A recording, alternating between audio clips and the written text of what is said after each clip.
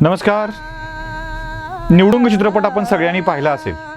या निवडुंग चित्रपटात एक गाणं आहे, ना मानो घेतो दोंगी तुझे गारी रे, गवळ्याच्या पोरा तुझा भलताच चाळा रे, बाजूबंद तोडा मोरी चुनरी बी फाडी रे. हिंदी मराठी या ओळींचं मिश्रण करून एक सुंदर कलाकृती यातून साजरी झालेली आहे. असाच एक नांदेडच्या मातीतला कवी, नांदेडच्या मातीतला शब्दप्रभू आज मुंबईत आपलं राज्य चालवतो आहे. आपल्या शब्दांच्या जोरावर तो प्रसिद्धीस पावतो आहे. अगदी गझलनवाज भीमराव पांचाळेंना देखील त्याची गझल गावी वाटते आहे. होय, मराठवाड्याच्या मातीतले एक रत्न आज मुंबईत आपलं नाव चमकावत आहे आणि त्याचं नाव आहे दीपक अंगेवार.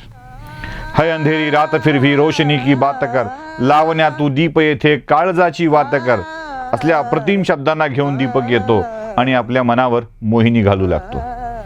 अगदी सुंदर लोभसवाण्या शब्दांनी रसिकांच्या मनाला रिझवणारा दीपक आहे तरी कसा, त्याची कविता म्हणते तरी काय आणि कोणती गझल भीमराव पांचाळे गातात, हे सगळंच आपल्याला यातून बघायचं आहे. लिहिणं म्हणजे आवाजाला दिलेला रंग असं मानणारा दीपक नांदेडमधून मुंबईत गेला. मग दीपकच्या शब्दांना भलताच रंग चढला. मूळची गुणवत्ता होतीच, मूळच्या भावना होत्याच आणि याच भावनांना दीपक शब्दाच्या रूपातून कागदावर चितारू लागला. असं म्हणतात की कवीच्या वाट्याला संघर्ष खूप असतो. हा संघर्ष दीपकच्या वाट्याला देखील आला, पण या संघर्षातून तो उभा राहिला. अनजान परिंदे, sound of water, Jharkhand express अशा हिंदी चित्रपटासाठी त्यानं लिहिलं आहे. त्यासोबतच सरिता, काजवा हिरवे, मेड इन महाराष्ट्र, तू तिथे असावे, आम्ही बटरफ्लाय आणि मान्सून फुटबॉल, लाल रेखा यासारख्या मराठी चित्रपटातही दीपकची गाणी आज गाजतायत. दीपकची गाणी कोण कोण गायली जरा माहीत आहे? नातीमधलं गाणं चक्क आशा भोसलेंनी गायलंय. गम्मतमधलं गाणं अवधूत गुप्तेंनी गायलंय. मन मन से हे गाणं विशाल डोडलांनं गायलंय. सरिता, काजवा, पत्री boys, made in Maharashtra, Lajwanti, online, हिरवे, आम्ही बटरफ्लाय, मान्सून फुटबॉल आणि वेगळी वाट यामध्येही त्याची गाणी नामांकित गायकांनी गायल्याचं आपल्या लक्षात येईल. ऐकूया दीपकच्या तोंडातून त्याची एक न ऐकलेली कविता. नमस्कार मित्रांनो, एक गझल सादर करतो. मंदिरातून येता येता मशिदीतही जावे म्हणतो, मंदिरातून येता येता मशिदीतही जावे म्हणतो, भजन आरती केल्यावर मग नमाज पडून घ्यावे म्हणतो, मंदिरातून येता येता मशिदीतही जावे म्हणतो. शेर आहे. जसे लपविते सूक्ष्म बीज रे स्वतः फुल्या वटवृक्षाला, जसे लपविते सूक्ष्म बीज रे स्वतः फुल्या वटवृक्षाला, तसेच येऊल्या काळजात मी अंबरास लपवावे म्हणतो, मंदिरातून येता येता मशिदीतही जावे म्हणतो, मशिदीतही जावे म्हणतो. मनातल्या या गाभाऱ्यातील अडगळ सारी काढायाला, मनातल्या या गाभाऱ्यातील अडगळ सारी काढायाला, जागृतीची ज्योत घेऊन भुयारात उतरावे म्हणतो, मंदिरातून येता येता मशिदीतही जावे म्हणतो, मशिदीतही जावे म्हणतो. किती जणांचे बोट पकडले मीही एका हातामध्ये, किती जणांचे बोट पकडले मीही एका हातामध्ये, यांच्या सोबत जावे म्हणतो, त्यांच्या सोबत जावे म्हणतो, मंदिरातून येता येता मशिदीतही जावे म्हणतो.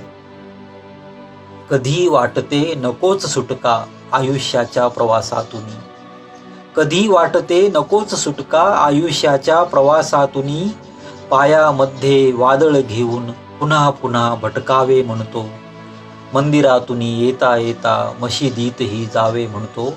एक शेर आहे. काळोखाच्या खोल भुयारी खदखदणारा उजेड लावा, काळोखाच्या खोल भुयारी खदखदणारा उजेड लावा, स्फोट घडवुनी अंधाराचा शुभ्र हिमालय व्हावे म्हणतो, मंदिरातून येता येता मशिदीतही जावे म्हणतो. आस्तिकताही फळली नाही, नास्तिकताही जमली नाही. आस्तिकताही फळली नाही, नास्तिकताही जमली नाही. आस्तिकताही फळली नाही, नास्तिकताही जमली नाही.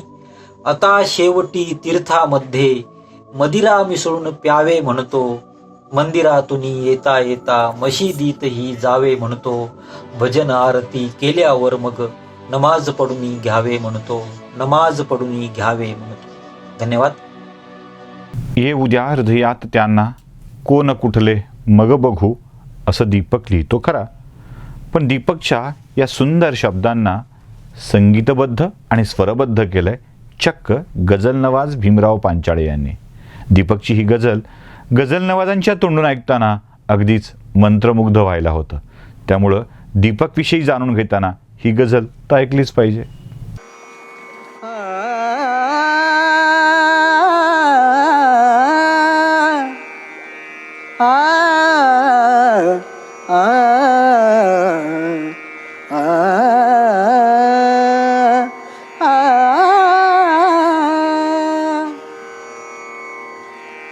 लाख दुःखे भोवताली, लाख दुःखे भोवताली, दुःख आपुले मग बघू. काय सुंदर शब्द, काय सुंदर गझल.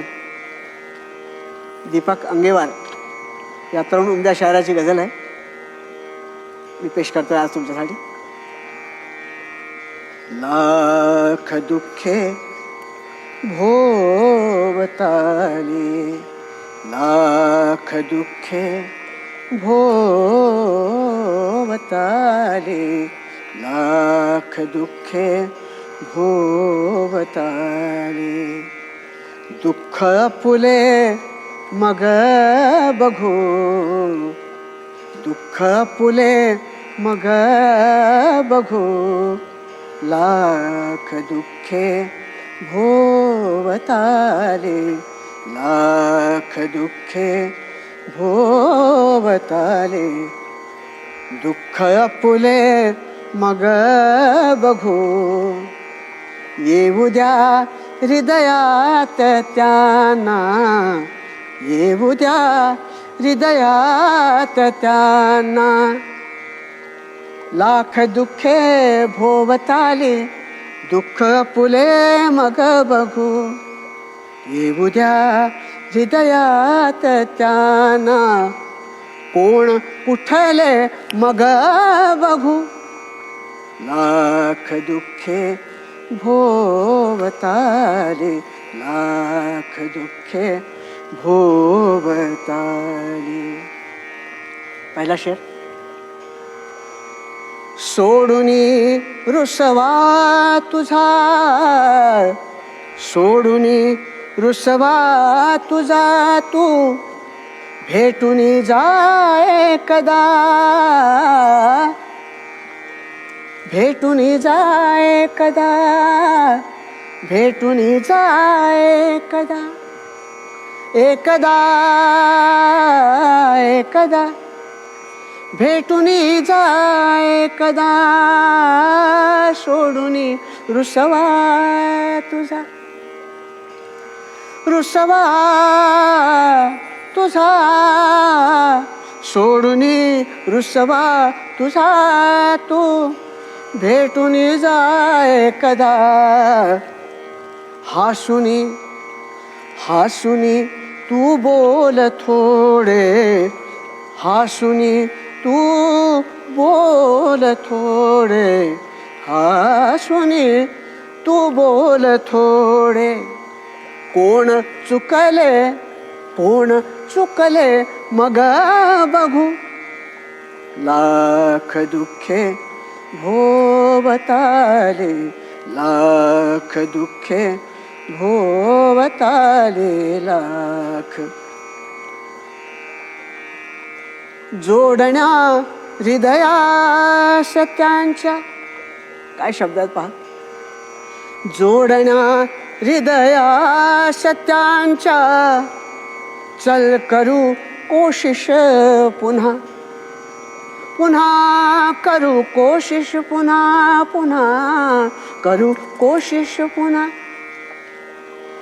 जोडण्या हृदयास त्यांच्या जोडण्या हृदयास त्यांच्या जोडण्या हृदयास त्यांच्या जोडण्या हृदयास त्यांच्या चल करू कोशिश पुन्हा जोडण्या जोडण्या हृदयास त्यांच्या चल करू कोशिश पुन्हा एकमेकांच्या मनातून एकमेकांच्या मनातून का उतरले मग बघू लाख दुःखे भोवताली लाख दुःखे भोवताली लाख. काय शेर आहे पहा. पावसारे तू अगोदर पावसारे तू अगोदर पावसावानी बरस. आहा क्या बात. पावसारे तू अगोदर पावसावानी बरस पावसावानी बरस पावसारे पावसारे पावसारे तू पावसारे तू अगोदर पावसावानी बरस पावसावानी बरस पावसारे पावसारे तू अगोदर पावसारे तू अगोदर पावसारे तू अगोदर पावसावानी बरस. आमच्या या पेरणीचे आमच्या या पेरणीचे पावसारे तू अगोदर पावसावानी बरस पावसावानी बरस. आमच्या या पेरणीचे आमच्या या पेरणीचे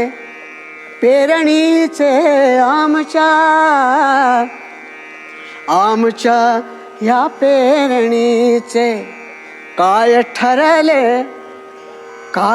ठरले मग बघू लाख दुःखे भोवताली दुःख पुले मग बघू येऊ द्या हृदयात त्यांना येऊ द्या हृदयात त्यांना कोण कुठले मग बघू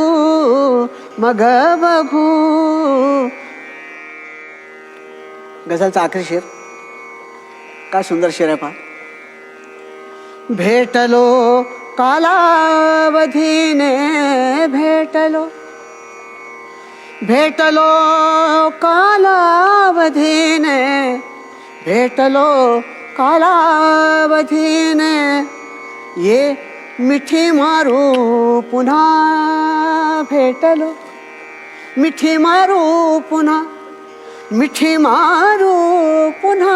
भेटलो कालावधीने भेटलो कालावधीने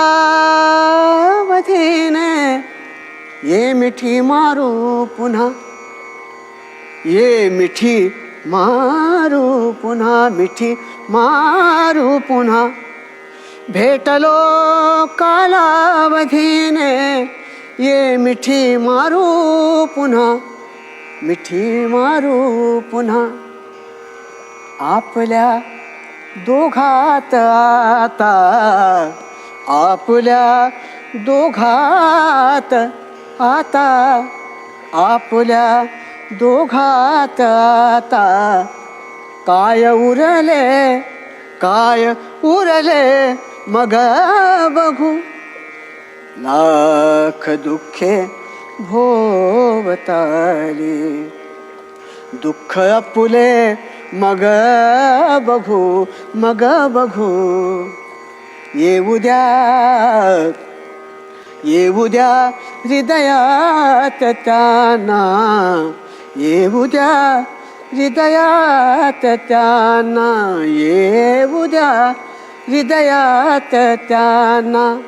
कोण कुठले मग बघू, मग बघू, मग बघू. दीपकची शब्द, दीपकच्या कविता, दीपकच्या गझला प्रत्येक मनाला मोहिनी घालतात हे तितकंच खरं आहे. काय असतं, पिकतं तिथं विकत नाही म्हणतात.